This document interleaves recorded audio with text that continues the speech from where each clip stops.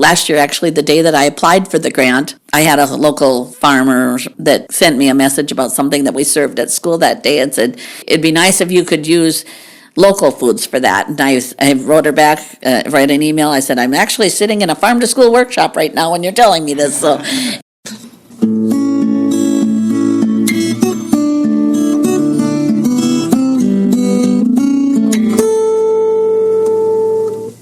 welcome to the 386th installment of Ear to the Ground, the Land Stewardship Project's podcast on family farming, regenerative agriculture, community food systems, and local democracy. I'm Brian DeVore, editor of the Land Stewardship Letter. Farm to school is a little bit like puppies and apple pie. It's hard to find anyone opposed to the idea. After all, it truly can be a win-win for both the kids eating fresh, healthy food and the farmers who are producing it. However, taking a positive concept to reality can be challenging, especially for cash-strapped rural schools that lack basic kitchen infrastructure. A recent report LSP helped put together verifies that farm to school is a popular idea, but there's a reason it hasn't been universally adopted. The report, which is entitled Building the Farm to School Network in West Central Minnesota, uses interviews with school food service providers and farmers to get a sense of the interest that exists for connecting the field to the cafeteria and the challenges that get in the way of forging such links in the food chain. Barriers to either starting a farm-to-school initiative or expanding an already existing one include labor shortages, limited knowledge of how to connect with local farmers and processors, product seasonality, inadequate storage and prep space, and uncertainty about the availability of government grants. In Ear to the Ground 385, I talked to Janine Bowman, the food service director for Morris area schools. She shared with me how her cafeterias have built up a fairly successful farm-to-school program utilizing grants from the Minnesota Department of Agriculture, as well as support from the Morris School Board. The Morris schools are located in a rural area of west central Minnesota, but are relatively large compared to other schools in the region. For example, its food service program serves 850 lunches daily. Contrast that with the Clinton, Graceville, Beardsley School District, which is a 40-minute drive west of Morris. That system serves lunch to about 300 students a day and is in the process of closing its elementary school in Clinton, further consolidating its infrastructure as small towns in the area shrink. But Janine Teske, who is CGB's food service director, believes that students at small rural schools deserve an opportunity to eat fresh, nutritious food as well. She's been impressed with how Farm to School has taken off in Morris and sees Janine Bowman as a bit of a mentor. So, last year, she successfully applied for a $5,000 First Bite grant from the Minnesota Department of Agriculture. This grant is specifically targeted at school districts and early childhood education centers that have little or no experience buying local food. It's a way for an institution to test the waters a bit and see how farm to school works on a smaller scale before potentially expanding such an initiative. It's particularly important for Janine to start small, given that her job at the district is split between managing payroll as well as coordinating food services. That means she's very strapped for time when it comes to overseeing the feeding of the students. Since receiving the grant last year, Janine has done exactly what First Bites is intended to support. She's used the money to purchase fruits and vegetables from farmers who are part of 2 Hutterite colonies in the area. The trial process has verified that, yes, students love having fresh options, and that when you go looking, there are local farmers available to provide that food. But it's also helped reveal the barriers a small rural district like Clinton, Graceville, Beardsley faces.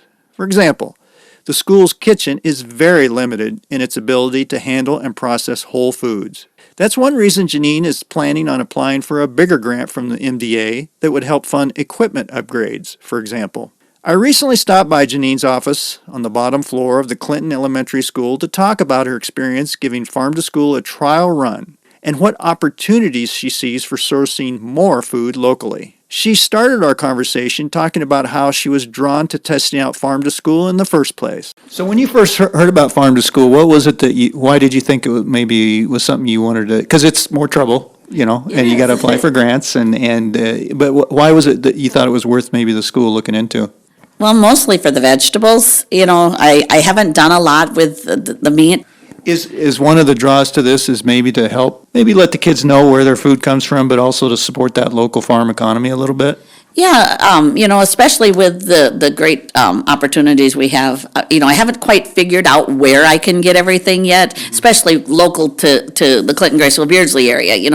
Checked out the farmer's market, but there isn't the volume that I need there. So if I go to the farmer's market and I want to serve, I need 300 for one meal, so it's kind of like, I need tomatoes to serve for 300 kids. They don't necessarily have that much at the farmer's market. If I get from, like for instance, we get a lot of onions from the colonies, and I try to purchase from both of them, and then they like to give us a good deal. The biggest problem I found right now is that a lot of the foods that I really want are summer and late fall before school starts. So we did have some sweet corn this year. That was really, the good. And then, I'd love to do like strawberries and things like that, but you can't get them in season when it's, school starts in September. So, but some of those items, yeah, I'm just, thinking of things that we get. Cantaloupe, watermelon. We had watermelon last week and it was still really, really good watermelon. So, and that's even almost late in the season. So, and you kind of miss the sweet corn. So, that's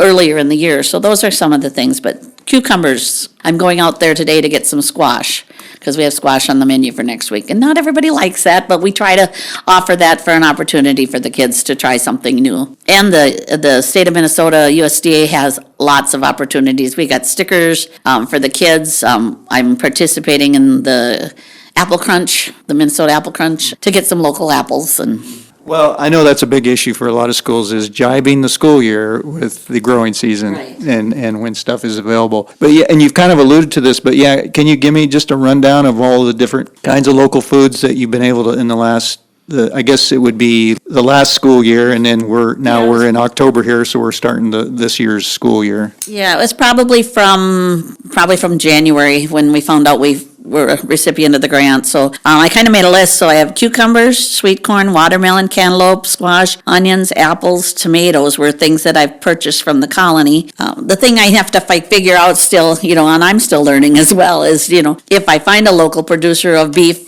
per se, and I know that Janine does that through the Morse School, so just to find the butcher that can, be able to do some of that for us as well. So like I said, I'm learning to try to figure it all out too, and $5,000 is great, but it's not if I want to serve beef for the kids, and have it processed, it's probably not. One thing I looked into was the vineyard in Dawson, that I'm going to write into the next grant would be an opportunity. And I talked to the gal that runs that, and doing a field trip where you take the kids to the vineyard and then they pick the grapes, and then they get to, they get to pick them, they get to taste them, and then we bring them back, and then we have them for lunch the next day or something on that order. So with Holly at the vineyard in Dawson, that'd be kind of a fun thing to do, I think. That's really cool. And that's the thing I was going to ask you about too, is have you been able to kind of integrate some, I guess, classroom education or some kind of outreach to the kids to say, okay, this is the source of your food, this is kind of nutrition, I don't know, some of that education around it? That's the goal. I mean, and like I said, I'm new, so as much as I'm new, and then training my staff to be able to do that. But I think with the stickers, and I just ordered some posters for the Apple Crunch, so we'll do that as well. It's kind of funny because when my kids that are in their 20s were in school, there was a program that was provided by, I think the Food Shelf did it, and it was where my kids were each given an apple tree, and I think we have a cherry tree for one of my kids. So we planted these trees in our yard. I said, unfortunately, by the time they started producing product, that my kids were grown and gone, so now I get to deal with the apples, but we have apples like crazy on these trees. So that's one of the things that we're going to bring in, and I know that there are several people basically every kid at Clinton, Graceville, Beardsley Schools got an apple tree back in the in the early 2000s, and now we've got all the moms and dads have these apples that they need to do something with, so it's kind of fun. But and just so that part of the Apple Crunch I thought was a good thing, and so I'm trying to figure out what to do and how to do it and how to make it part of a everyday thing as opposed to a special deal, and that's the thing. If you can do that, that would be the goal, so that the kids recognize. I know that, and I every time I see Janine, I ask her, Janine Bowman from Morse, every time I see her, it's like, we do the hygiene,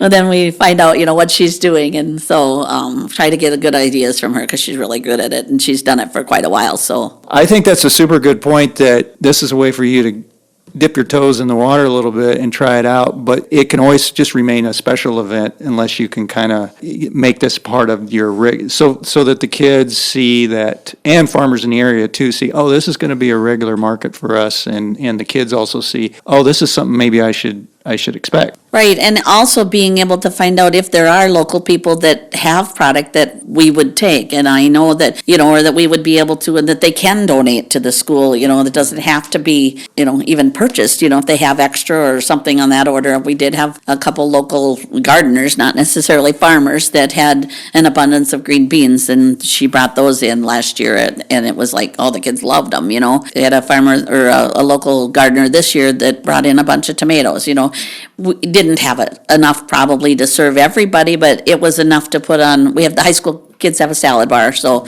enough to cut up and have on the salad bar, or some sliced tomatoes, but to just be able to be able to have opportunities. I know some of the schools do every Thursday or every particular day of a week, or that would be something to include in our planning. Do you know roughly how many farmers you are sourcing, that you have been able to source food from? Mostly right now, I've just done from the colonies, and that's kind of the extent of it right now, because I'm just getting going in it, and again, like $5,000 is a great opportunity, but it's not enough to, to say, I wanna make a commitment to you so that you do this in order for us to use your products, so. How far are the farmers that are in the colonies, how far are they from here? Oh, the Big Stone Colony is about 5 miles, and the Lismore Colony is about 12. Their garden centers are typically where I buy from, so. So that's what I was going to ask, was I would think that one challenge would be sourcing, kind of figuring out where that is, but it sounds like kind of starting out here, you're able to kind of go to the colony and say, okay, it's like a one-stop place a little bit, that's maybe, you're not running all around the county. You'd like to source more if you had more money, it sounds like, but you don't have to run around a lot right now to try to figure out some of that source. Right, and there's other opportunities, I would think, other places that if I knew about them a little bit more, and just having the opportunity to reach out to them, and I've had several reach out to me, and a lot of times it's things that, that I maybe am not serving, or just trying to figure out how to include it, some of the things that the kids aren't used to eating. Right. The kale and the zucchini and some of those types of vegetables and things that aren't always on our menu, because they're not the easy, let's take it out of a box and throw it in the, which we had to do a lot of processed food during COVID, because we were cooking it and taking it, so it was, and I wasn't here then, but I've heard some of the stories about how some of that went, so getting back into doing more scratch cooking as opposed to taking it out of a box and put it in the oven and serve it, the fast food type. That must have been an adjustment for the kitchen staff too, to be working with more whole foods. They're learning, and there's the challenge for that, because it takes longer. It's a lot more work, and my cook comes at 6:30 and gets things ready, and the other staff come at, or my head cook, and we're only serving 300 a day, so when there's more than that, but in addition to the commodities that we get from the federal government, hamburger, chicken, have a lot of that, and try to figure out what can I use hamburger and chicken, or other some of the commodity products, or the vegetables that come with commodities, and it's a great program, and it's nice to be able to have that, because you're paying a lot less for that. You're still paying for it, but it's also a good benefit for the district, because it's, I can't say basically free, but there's a lot of opportunity to use that spaghetti sauce. What am I gonna, these are the items that I get on commodities now, what can I use? And I'm not the cook, so then I also have to say, hey, Colleen, what do you want to make with this food? So we've been really creative with chicken. We get, we have chicken tacos, lots of different things with chicken and hamburger. So, and that's kind of where a lot of our foods are. So if it's not a piece of pizza or a chicken nugget that you're going to throw on the stove, hamburger gravy, that's something, just a lot of different menu items and things that are not necessarily farm to school, but just opportunities to give our kids something different. Well, that brings up the most important question. What has been the response of the kids? What do they think? Oh, they love the fresh vegetables and the fresh fruit. The day we served the watermelon, and I did have an opportunity to get some strawberries like early that was last year we served some of those, and anything that's fresh they love. I can't hardly keep them. You get one serving, because otherwise they're not going to get any in the later lunch group. So, but the kids are open to trying for the most part. I'm hopeful that with some more opportunities and some more education, and the teachers are very willing to work with me. Just have to find the right time and the right opportunities to do that. So that $5,000, that basically went directly into the farm economy. It's like you said, it's not a whole lot of money, but it shows, I guess it seems like an example where you can show, hey, by buying local, we're able to input this into the local economy a little bit. Yeah, exactly, because, there was it had to be used to purchase food, and it had to be food that was farm to school related. So try to work with our local grocery store, Bonnie's, and in Graceville Market as well, to, buy a few things that we can from them. And if we can't get it off the truck and she can get it, so then if there's some opportunities to look, and I'd like to be able to do that as well, because they're struggling, because, so if there's things that I can do and she can provide me with that opportunity and pricing, and we do that as well, so. You had kind of talked about your challenges a little bit, but I was just wondering if there was any other challenges that you maybe were surprised, like when you first applied for the grant and thought, oh, this money's available, we'll give this a shot, that you kind of caught you by surprise. It's like, oh, I didn't know we would have this challenge of doing something like this. Well, when I first applied for the grant, I had some ideas of things that we could do, but it just, timing, and, when you get the grant, and then it's like, okay, now I have to use it by this date, and then I really, probably being new to the food service industry as myself, as well as only being part-time in that area, there was a challenge with that, and then time with trying to figure out how to get that menu planned and what to include. The other challenge with, like you mentioned earlier, is equipment. Do I have the ability to, I have a steamer that holds 2 pans, so I'm going to serve 300 people with that steamer that's going to hold 2 pans, then I got to rotate, and then you have it sit. And, unfortunately, the longer it sits, the less tasteful it is.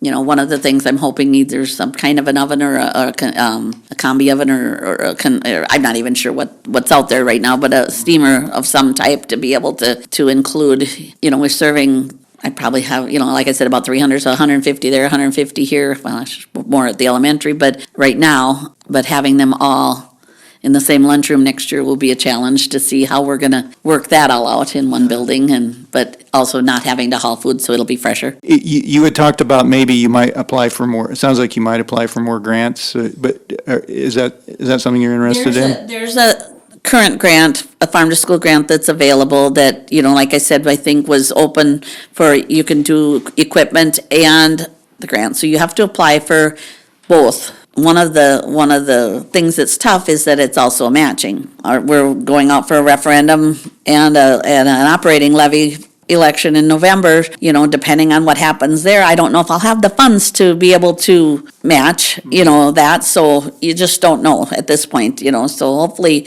our district would be able to match that, but, at this point, I don't know. You apply for the grant and hope to get it, and then if it works, then you can, if the referendum passes, then yes, if not, then you have to think of other creative ways to do that. And, with just thinking of the way the costs of food, last year, just I probably, every week ordering food, it's probably gone up about $500 a week, this, right now, just from last year to now. And we've switched distributors as well, so that, and you go by the distributor. We use the service co-op to do our bids and getting the contract for who our food distributor is. So that's been a challenge too, because I get, just an example, yesterday we had sweet rolls for breakfast, and they were different. So the kids looked, they're different. Well, I got them from a different distributor. They're different rolls. They're not the same ones we had last year, but it's also not a bad thing because then they're trying something different. It's not the same that they've had every other time, so.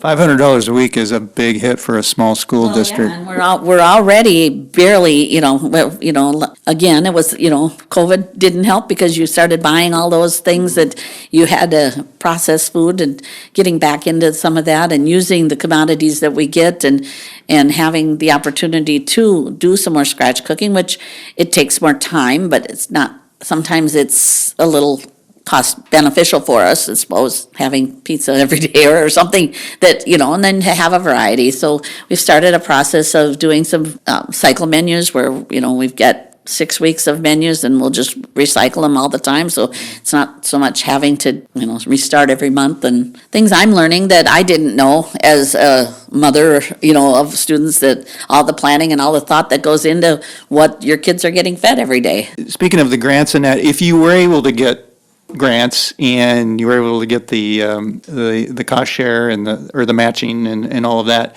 and I guess you wave a magic wand, you get everything you want. What would be your priorities? It sounds like maybe more money so you could buy more food. That would be one priority, it sounds like. But also, is equipment an issue that you'd like to, a gap that you'd like to fill? Equipment is one thing, I'm even looking at, we've got in our kitchen in Graceville, we have just one cooking sink, I'd like a sink to just, just another 3 compartment sink just to be able for our vegetables, because if she's doing vegetables here and somebody else is doing meat prep over there, you have to time everything out so you're not mixing those things as well, and just time and space and and then like I said, the ability to be able to provide a steamer or some type of a piece of equipment that I'm, and I'm not sure what we're gonna get or even to look at yet, and where to put it. To get rid of one of my convection ovens and put in a different type of oven and timing and it's just all kind of. Yeah, it is all, people don't think about that. But it's a different beast when you're dealing with Whole Foods and all that. It's a great opportunity because, if you don't have that, then you kind of just do what you do. And so if there's an opportunity to do that, I'd like to be able to reach out to other local, farmers. And I had last year, actually, the day that I applied for the grant, I had a local farmer that sent me a message about something that we served at school that day and said, it'd be nice if you could use local foods for that. And I wrote her back, write an email. I said, I'm actually sitting in a farm to school workshop right now when you're telling me this. So, it was kind of ironic that happened. And it was the same day that I applied for the grant. There's opportunities in conferences, everything costs money though. Right. And so it's like, you've got to, pick and choose what you want to go to and what you want to do. And any advice to somebody who's in your position or who's a food service director at particularly a small rural school, how they would maybe start to look into something like this, or what maybe if there's any missteps that you made that you want to admit to help them avoid a little bit? Well, this was supposed to be my retirement job. And it's been a lot more work than I expected. Well, it's working out. It's working out really well, actually, and I like what I do. But I had retired from the university, so in Morris, and that kind of was a COVID-related deal as well. Yeah. Any advice I can give is to just keep applying. And trying new things and get a good team that's behind you to work with you. We're looking out for what's the best for the kids and trying to provide them with good meals that they're going to like, and asking for their opinion. What do you guys like? Do you when we make our barbecue, is there something that you don't like in it? Or have you found this, and standardizing things a little bit more than what maybe we've had in the past, and providing that out. They love mashed potatoes, so, but that's something that, just find out what they like and being able to provide them with a good quality food. I know the food is much better now than when I was in school, back in the 70s.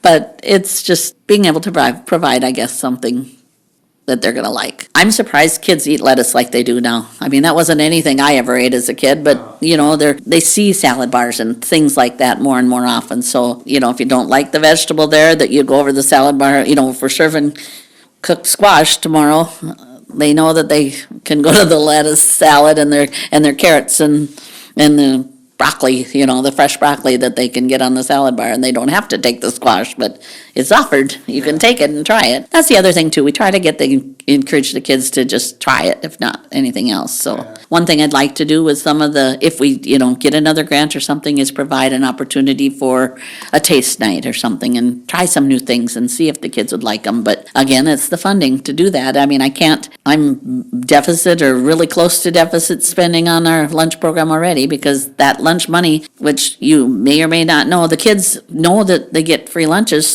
but it's not free. It's like we have to keep them, I don't get to count that meal unless you take those 3 items at lunch, I can't count it as reimbursable, so then I don't get paid for it. So, we have to make sure that we're getting kids to eat. So I know this hasn't worked out as your retirement job like you like, but it seems like you're kind of having fun, that this has kind of added a little bit of fun to your job. I do not dislike it. I say that.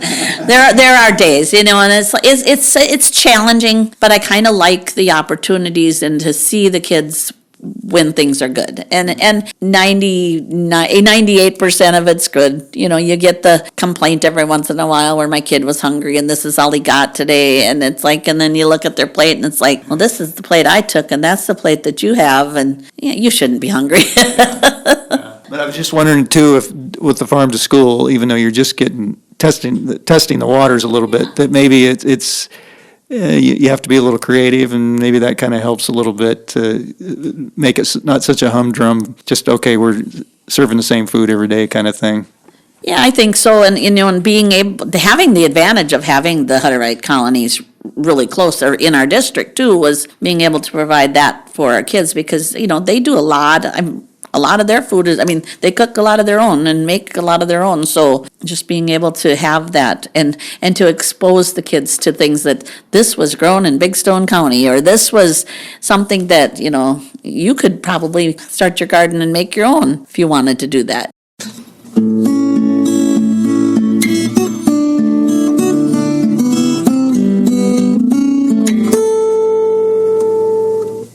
To read the report, Building the Farm to School Network in West Central Minnesota, see the podcast page for Ear to the Ground episode 386 at landstewardshipproject.org. Also on that page, you'll find a link to LSP's Community-Based Food Systems Initiative, as well as resources related to Minnesota Farm to School grants. If you have comments or suggestions about this podcast, contact Brian DeVore at bdevore@landstewardshipproject.org, or you can call 612-816-9342. By the way, it helps us greatly if you can give Ear to the Ground a rating on whatever podcast platform you utilize. And word of mouth is the best way to spread the news about our podcast. If you like what you hear, tell at least one person about LSP's Ear to the Ground. Thanks to Laura Borgendale, Western Minnesota musician, for Ear to the Ground's theme music.